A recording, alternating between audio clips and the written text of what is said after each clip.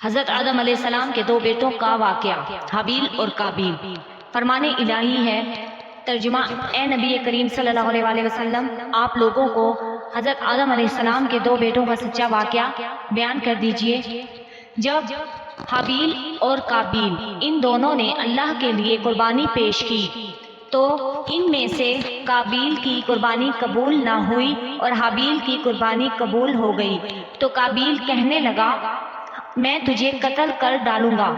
تو حابیل نے کہا، بلا شبہ اللہ تقوی اختیار کرنے والوں کا ہی عمل قبول کرتا ہے، اگر تو مجھے قتل کرنے کے لیے اپنا ہاتھ میری طرف بڑھائے گا تو میں تجھے قتل کرنے کے لیے ہرگز اپنا ہاتھ نہ بڑھاؤں گا۔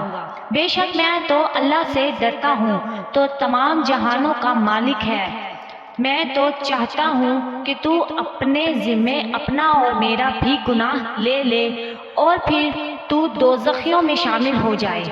اس کے برائی دینے والے نفس نے اسے اپنے بھائی کے قتل پر آمادہ کر دیا اور اس نے حابیل کو قتل کر ڈالا، پس وہ نقصان اٹھانے والوں میں سے ہو گیا۔ پھر اللہ نے دو کووں کو بھیجا جو لڑنے لگے اور ایک نے دوسرے کو مار ڈالا، تو دوسرے کوے نے زمین کھود کر اپنے اس دوسرے کوے کو اس میں دبا دیا۔